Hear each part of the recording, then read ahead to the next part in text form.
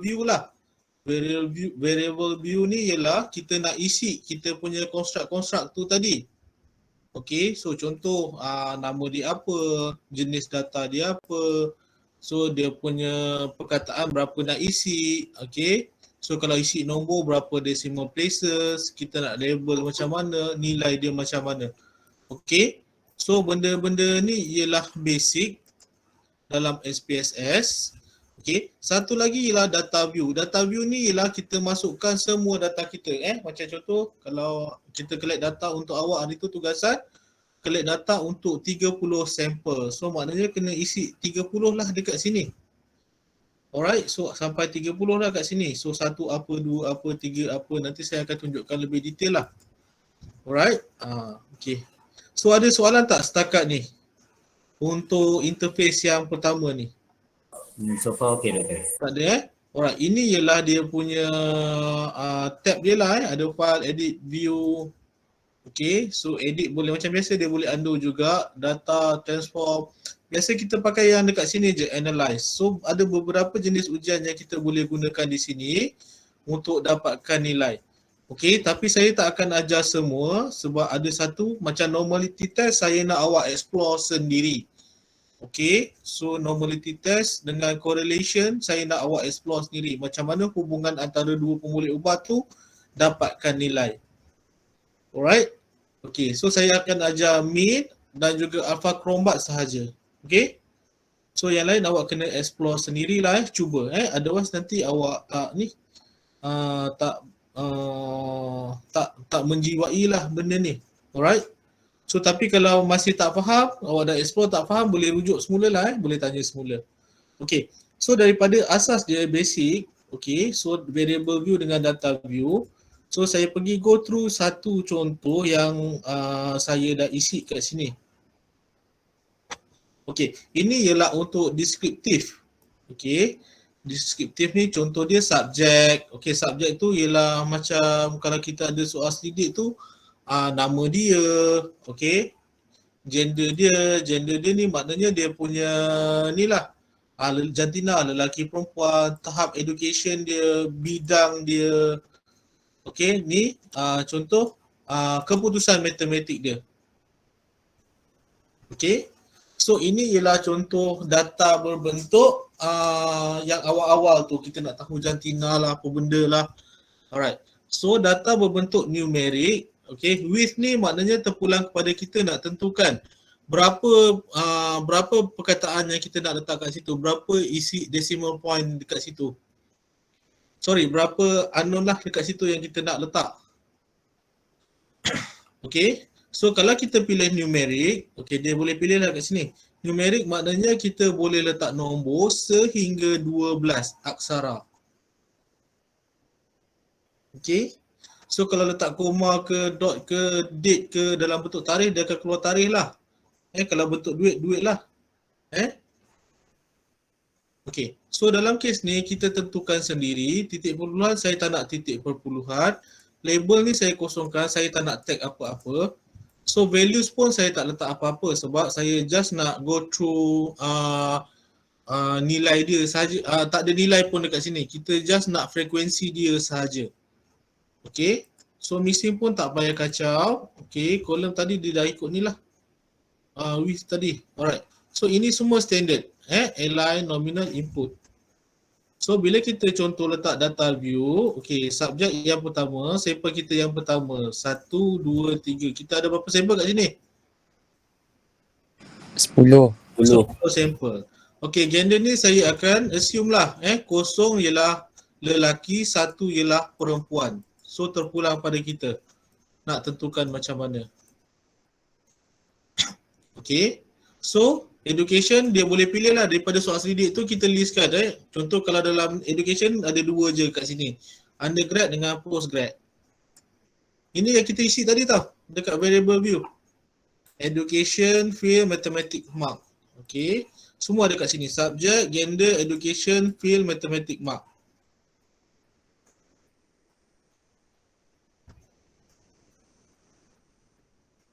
Alright. Okey, satu lagi. So perasan tak? Ini yang bahagian apa ni? Saya pakai apa? String. String ni maknanya dari segi apa? Dia isi tu pakai perkataan ataupun pull down menu. Okey, so maknanya dia type sendiri. Bila type sendiri maknanya dia akan keluar dekat sini lah. Okey, so numerik ialah sesuatu yang berbentuk nombor. Alright. Okey, sampai sini clear tak? As an introduction. Ini macam yang kajian awalan yang depan tu kan. Gender, tahap, apa kursus semua tu boleh isi dekat sini lah. Alright. Okey, so kita pergi kepada yang penting tadi. Dekat sini tadi. Okey. So contoh saya ada dekat sini ialah okey. Satu set soal selidik. Soal selidik dia saya dah cari juga tadi. Tak jumpa dah. Kat mana tak saya pun dah lupa hari tu. Okey. So dalam kes ini kita ada berapa konstruk tu? 1, 2, 3, 4. Ada berapa sorry, ni bukan ni. Okey, ni abaikan sampai 32 je. Okey, ada berapa konstruk tu? 1, 2, 3. So ada 3 konstruk dekat situ. Alright. So ini ialah soal selidik berbentuk Likert scale. Okey. So dekat label ni saya determine lah konstruk 1 soalan 1, konstruk 1 soalan question 2, konstruk 1 question 3, konstruk 1 question 4. Senang kita nak apa? Analisis nanti. Okey, sampai sini boleh ikut tak? Guys, Boleh doktor. boleh Boleh, So boleh. labelkan siap-siap. Okey, konstruk. Okey, contoh tugasan awak ada berapa konstruk tu? Ada 2 konstruk besar, betul tak? Apa dia? Objektif pertama dengan objektif kedua tu dia ada 2 konstruk besar, betul ke tak? Konstruk Betul. pertama apa?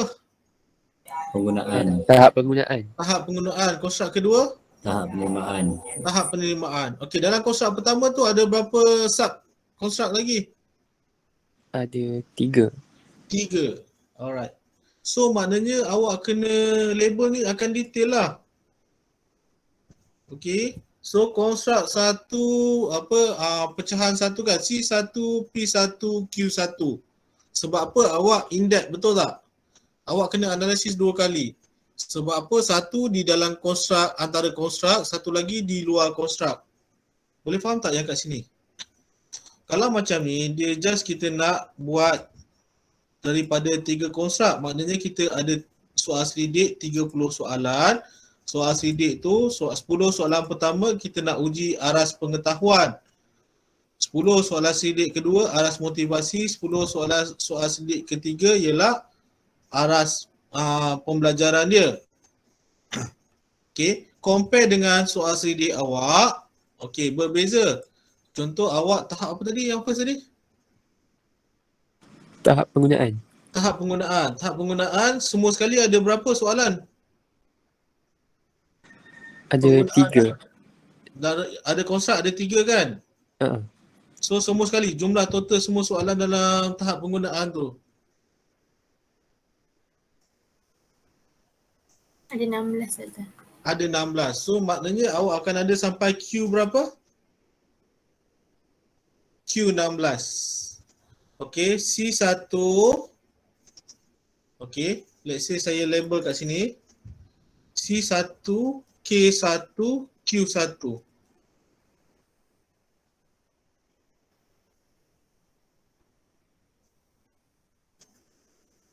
Okey. Okey, konstruk 1 ada berapa soal selidik?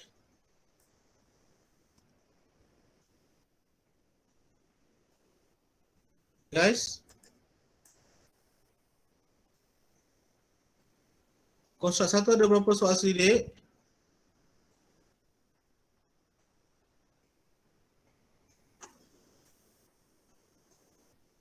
Boleh tak?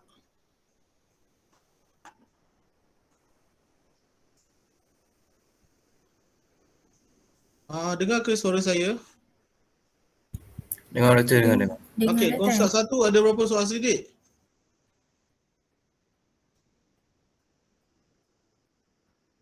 Berapa pecahan ke Doktor? Ah, 3. ada 3. Tak, 3 pecahan dia, tak soal sedik. Sedikit. 5 soalan. 5 soalan. So C1 so sampai K5 lah sorry. K1 konstruk 2, konstruk ni. 6. Ada 6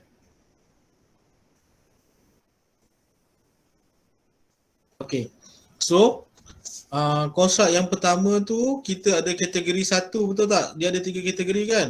Soalan 1, soalan 2, soalan 3, soalan 4, soalan 5 sampai 6 6 soalan Okey. Lepas tu kategori yang kedua masih bawah konstruk 1, betul tak? So K2 soalan nombor 7. Bawah K2 ada berapa soalan lagi? 5. 5. Okey, let's say saya buat sampai 4 je lah dulu. Okey, let's say ada 2 je. So konstruk yang ketiga ada berapa soalan?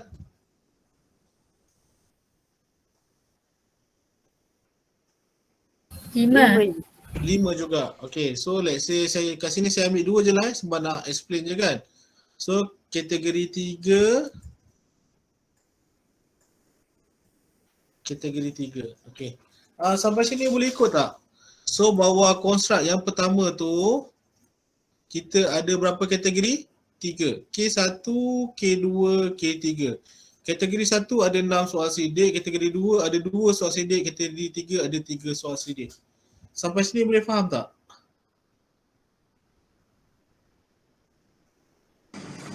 Boleh Doktor? Boleh Alright, tapi tak apalah, saya nak adjust sini biar data tu cantik.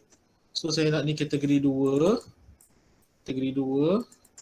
So dia akan jadi 3, 3, 4 lah Nampak balance sikit. 1, 2, 3, 1, 2, 3, 1, 2, 3, 4. Okey, sampai sini okey tak? So kategori 1 ada berapa soalan? 4. Kategori 2 ada berapa soalan? 7. Kategori 3 ada berapa soalan? 3. Sorry. So saya ulang lagi sekali. Kategori 1 ada berapa soalan? 4. Kategori 2 ada berapa soalan? 3. 3. Kategori 3 ada berapa soalan? 3. 3. Okay. So ini semua maknanya dah ikut lah apa yang kita nak tadi. Okay. Values dekat sini yang penting. Okay. Dekat sini awak kena determine aras dia. So maknanya kalau Likert scale 1 kita nak label dia apa? Contoh kat sini saya nak Likert scale 6. Label dia L6. So maknanya kalau saya tak nak, saya cancel lah, delete je. Saya cancelkan je. Okay. So value maknanya Likert scale. Likert scale awak ada berapa dalam soalan sedik tu? 4 ke 5? 5. 5. So kita terus ambil yang ni je lah 1, L1, L2, L3, L4, L5. Okey tak? Boleh? Faham? Boleh Doktor. Boleh Alright. So ni kita baru set up ni boleh copy paste, tak ada masalah. So kita tengok sampai sini je. Okey, yang lain semua sama, tak payah ubah. Right scale input. Biarkan saja. So setting dia tadi dekat mana? Label dekat sini, berapa soalan, dengan label dekat sini yang penting. Supaya senang kita nak cari masa analisis. Lepas tu dekat value ni kita masukkan nilai Likert scale.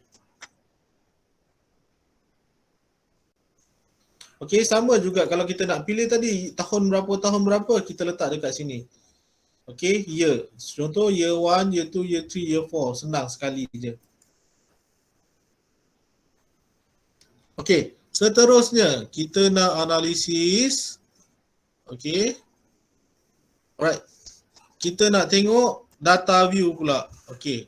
Example, kita ada sampel yang pertama. Sampel pertama daripada soal sedik yang kita dapat tu dia tahun 2, dia guna aplikasi Zoho. Okey. So soalan satu dia letak 4, 2, 4, 4, 4, 4. So 4 yang pertama tu dia letak 4. Aras dia. Okey. Ni kategori berapa ni? 4 soalan ni. Satu. Kategori yang pertama. Okey. Lepas tu 4, 4, 4 ni 5, 6, 7 kategori berapa? Dua. Dua. Okey. Lepas tu 5, 5, 3 kategori berapa?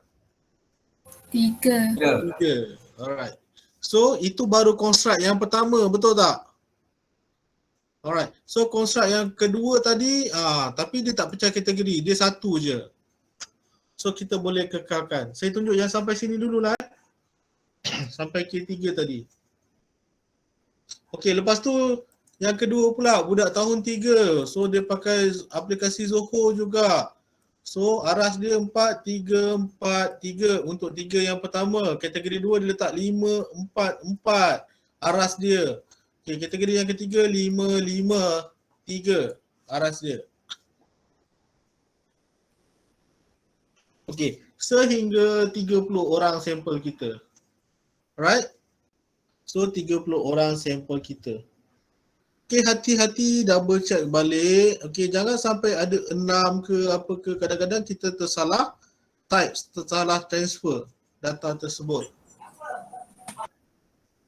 Okay, sekarang kita nak tengok dia punya nilai alpha terlebih dahulu. Okay, so nilai alpha kita pergi dekat mana? Analyze. Lepas tu kita pergi scale. Kita pergi reliability analysis. Okay, saya pindahkan dulu ni.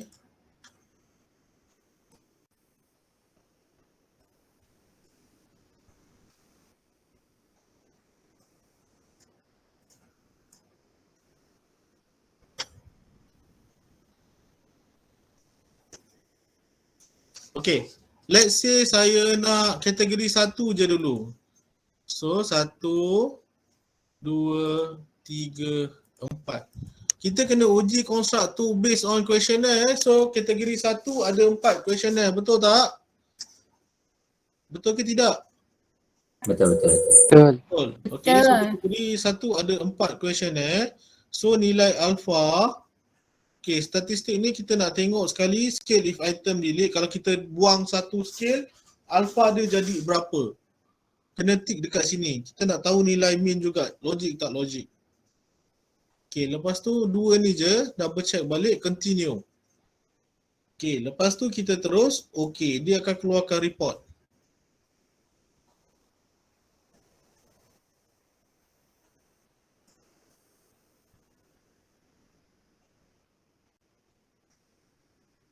Okay, ini ialah report kita. Berapa nilai alpha tu? 0.127.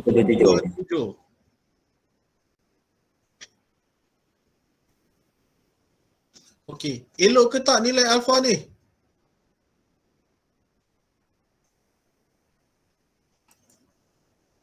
Elok ke tak nilai alpha ni? Tak. Sekejap agak sangat kurang sekejap.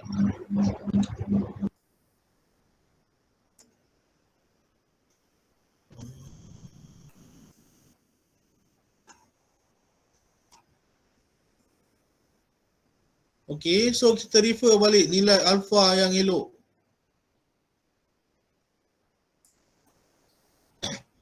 Okey, so nilai alpha yang elok sepatutnya berapa? Lebih daripada 0.9. Okey, tapi sekiranya nilai alpha lebih daripada 0.7, kita dah boleh guna belum soal sidik ni? Boleh ke tak? Boleh. Boleh. Sekarang kita dapat berapa? 0. Berapa tu? 1. 0.1. So boleh guna ke tak questionnaire kita ni? Tak boleh. Tak boleh. Alright, tak boleh. So sebab apa data kita meragukan. Okay. So isu dia ialah satu, mungkin sampel kita kecil, 30 saja. Yang kedua mungkin sebab item kita sikit 4 sahaja. Okay, let's say saya nak analisis. Okay.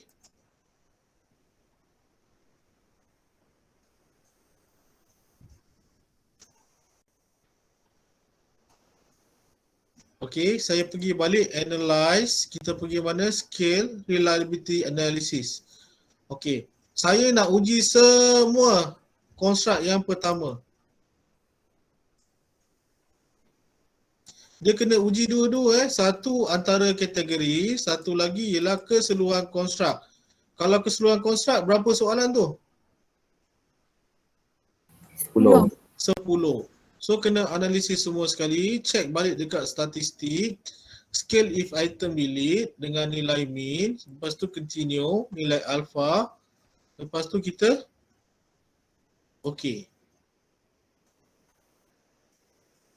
Okay, so bila tengok tadi, bila item lebih tinggi, dia punya ni cantik tak sikit? Alpha Chrombat dia Makin meningkat. meningkat okey. 3.13. Okay, so min dia 3.97, 3.733 maksimum. Okay, so ini yang membantu kita. Ini yang membantu kita nak delete yang kat mana supaya alpha kita jadi tinggi. So dekat sini kita kena buang item berapa? Sekiranya kita buang item 6, alpha Chrombat kita jadi berapa? Guys, 0.4. 0.4. Much better daripada sekarang ke? Makin okey. Makin okey sikit. So 4.28. Tapi masih boleh guna tak? Masih belum. Tak boleh. Tu poor sebab bawah 0.6. Okey, dia mesti 0.7 ke atas untuk nilai Chrombat alpha ni.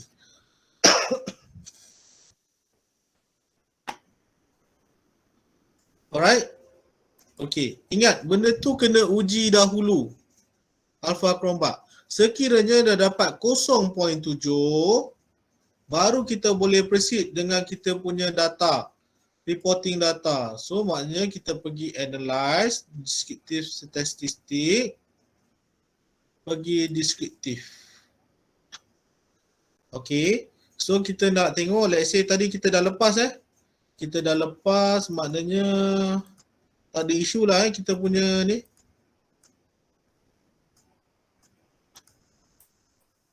Okey, tak ada isu nilai alpha kita. So kita nak C1 kategori 1 ni kita tengok dia punya mean dan juga standard deviation. Dalam pelaporan benda ni kena ada mean dan juga standard deviation. Okey, lepas tu continue. Lepas tu okey. Okey. So benda-benda ni yang kita kena laporkan dalam report awak. So untuk item question 1, daripada 30 orang sampel, min dia ialah 3.87 dengan sisihan piawai 0.629.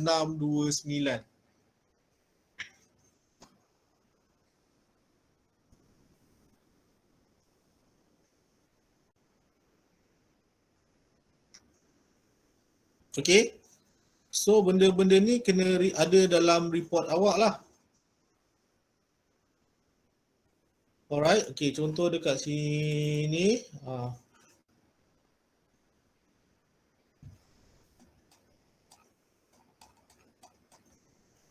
Okay, oh yang ni saya pakai ni lah tadi. Okay, data kita tahun 1, sampel berapa orang kat sini? 50. 50 orang. Okey, result tadi. Okey, result tadi frekuensi pakai Zuhur 8 orang. Peratusnya berapa? 7.4. Okey. Sekarang so reporting awak kena macam ni. Okey.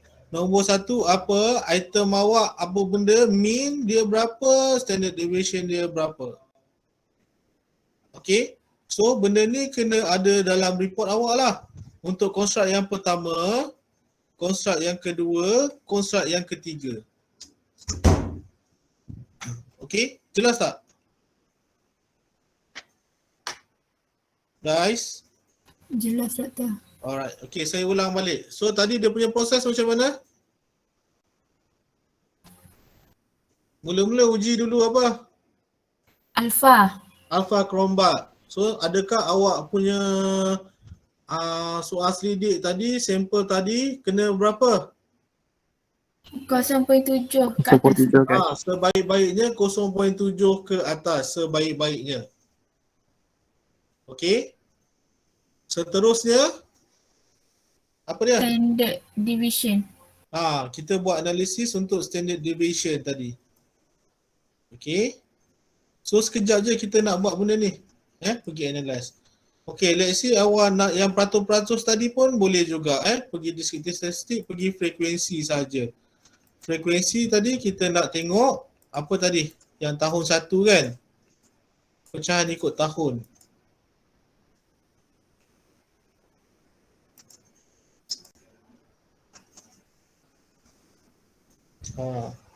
So, frekuensi tahun 2, 3 orang 10%. 40%, 50%, 100%. Ni nak report. Macam awak dua je kan? Tahun 3, tahun 4 atau tahun 1, tahun 2. And then sampel pun tak banyak kan? 30 orang je. Betul tak?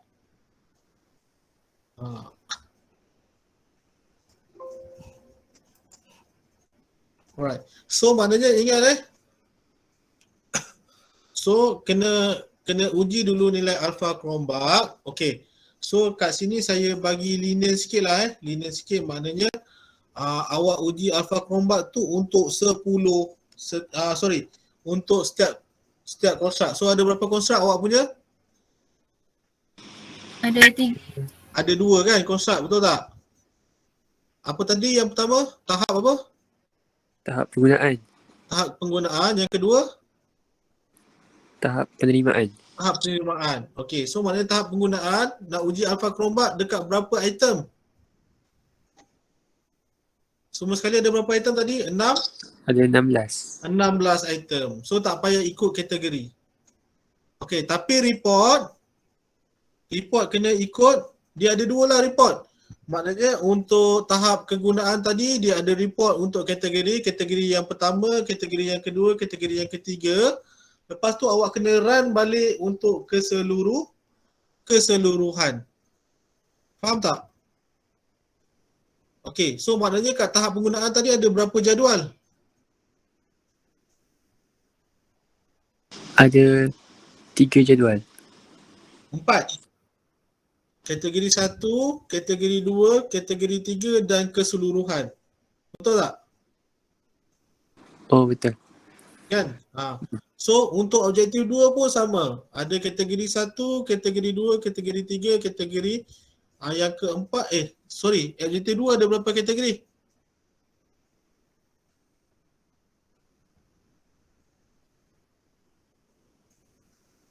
Guys, Ada 5. ada 5 kategori. Banyak lah. Yang atas ada 4, yang bawah ada 5 Ada 3 tak? Atas 3, bawah 5. So kalau 5 dia ada berapa jadual nanti? 6. 6. Betul doktor. Satu tu untuk yang keseluruhan. Okey. Alright, so settle tak untuk objektif 1 dengan objektif 2? Okey. Boleh Alright. So untuk objektif 3 dia analyze. Ni saya nak suruh awak explore sendirilah. Scale, lepas tu kena buat macam biasa analyze, correlate. So tengok buat bivariate ke, partial ke, distant. Ni awak kena explore sendiri. Tapi saya bagi contohlah reporting dia.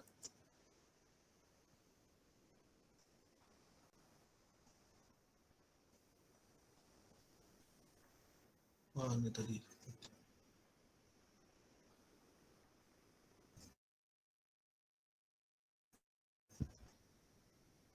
Okey. Reporting dia lebih kurang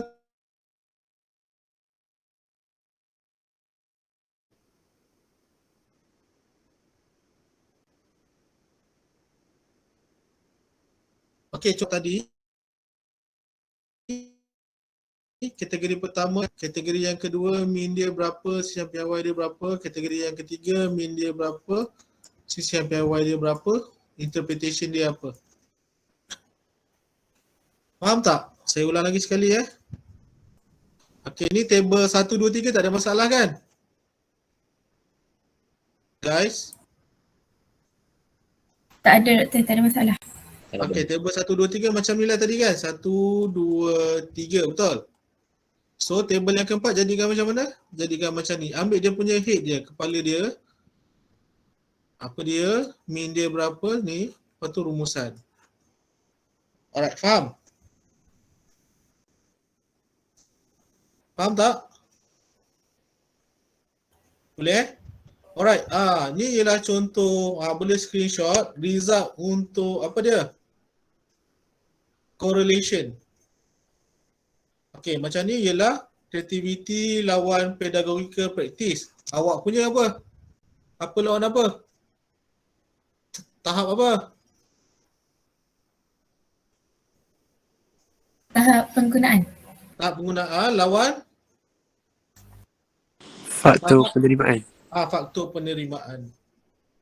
Okey, boleh screenshot cara penulisan dia macam ni. Jadual dia macam ni. Okey, yang ni saya tak nak ajar. Awak kena cari dulu. Daripada SPSS. Tapi ingat nilai korelasi berapa? Baru belajar antara berapa sampai berapa?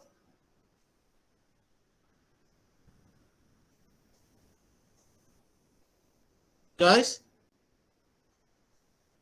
Nilai korelasi berapa sampai berapa? -1 sampai 1. Alright, okay, good. So range dia mesti dalam tu. -1 sampai 1.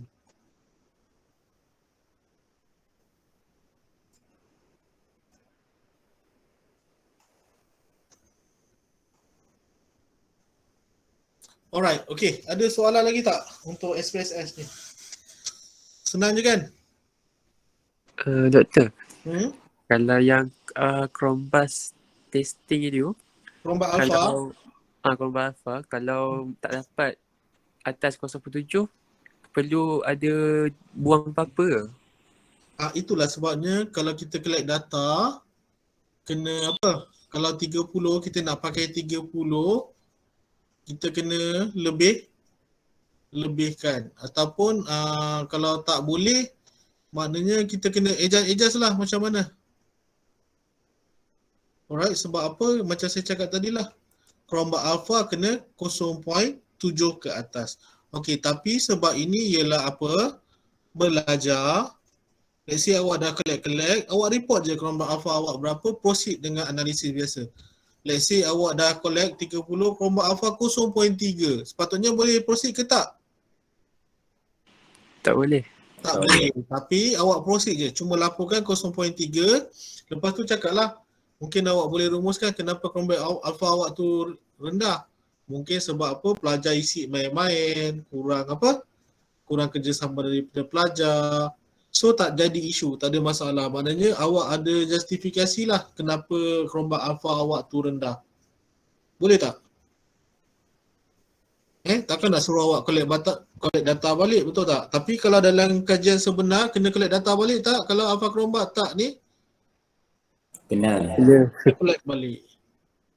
Alright, so tapi ini untuk belajar, so tak ada isu. Tak ada isu, so awak boleh reporting je. Chromebus alpha awak tak cantik pun tak apa.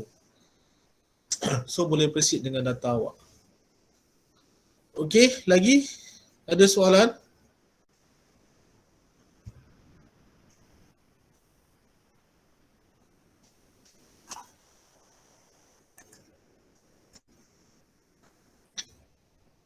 Ada apa-apa soalan?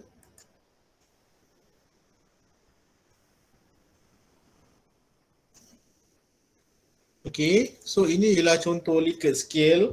Okay, kalau in case in future awak nak buat ni, okay, dia boleh pakai never, okay, boleh pakai very poor ke excellent. Intensity, kalau nak ukur intensity, boleh daripada none ke severe. Okay, kalau berbentuk agreement, Maknanya setuju tak setuju. Ni pun biasa kalau ni kalau untuk agreement. Okey. Tengok macam tadi ialah tahap. Tahap maknanya kita pakai apa? Satisfaction. So not all satisfied, satisfied dengan completely satisfied. Okey, ini ialah contoh scale. Likert scale berapa ni? Likert scale boleh 4 tak? Skala dia? Tak boleh kot. Tak boleh. Likert scale boleh 10 tak? Dia punya skala.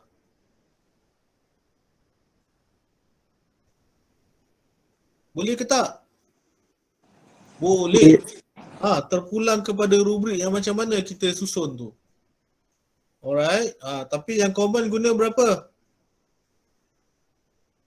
5. 5. Yang common guna 4 dengan 5. Tengok school of thought. Ada orang dia argue 5 ni mencurigakan untuk yang 3 tu. Tidak pasti tu, in between tu. Yang 3 ni. Sometimes fair, mild. So benda ni tak nampak, dia nampak memihak kepada setuju sebenarnya. So itu berbeza, depends on the school of thought lah.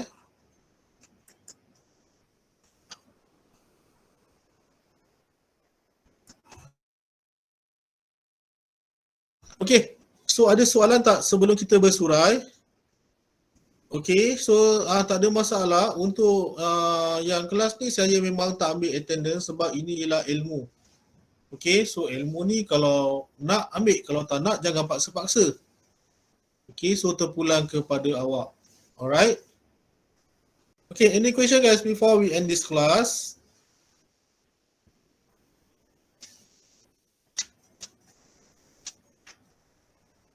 Takat ni macam tak ada doktor. Okay, Fatin clear. So Yasmin pun okay. Alright, so kalau ada isu, ada apa-apa masalah nanti bagi tahulah mana yang tak jelas. Cuma tadi 2 benda lagi kena belajar sendiri. Apa dia? Yang dalam reporting saya nak normality test. Normality tu buat macam mana nak buat normality test? Apa nilai normality test tu? Maknanya kenapa kita nak tahu nilai normality?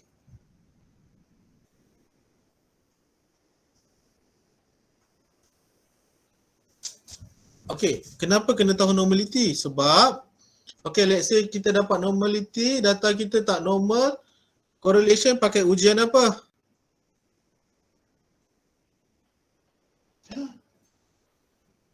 Guys, baru belajar ni minggu ni.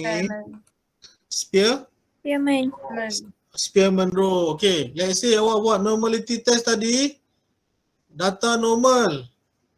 Kena pakai apa untuk correlation analysis nanti dalam SPSS? Pearson.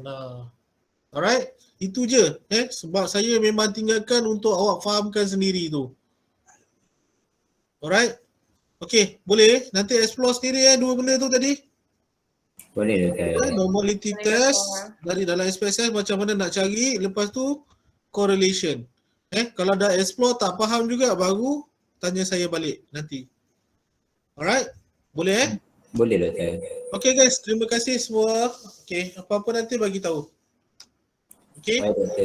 Alright, Assalamualaikum warahmatullahi wabarakatuh dan salam sejahtera. Terima kasih doktor. Terima kasih doktor. Terima kasih doktor.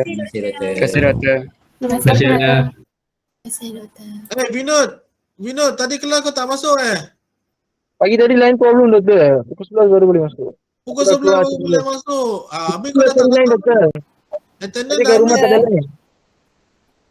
Doktor, Malam ni kenapa?